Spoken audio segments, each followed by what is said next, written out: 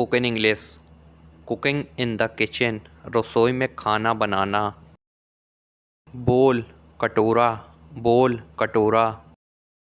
Fock, Fock माने कांटा, Fock. Knife, knife माने चाकू, नाइफ। स्पून, चम्मच, स्पून, चम्मच। फ्राइंग पैन, तलने की कढ़ाई, फ्राइंग पैन। केटल, केतली, केटल, केतली।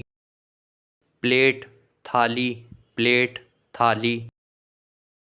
पॉट, पात्र, पॉट, पात्र।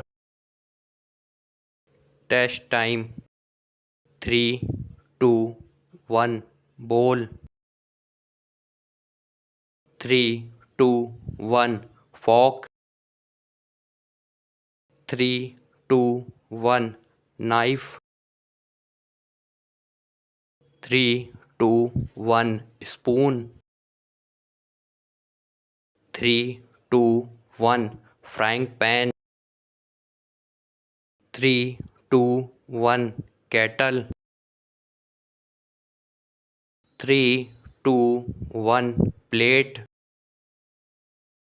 3, 2, 1, पॉट। आज हमने आपको बताया कुकिंग इन द किचन।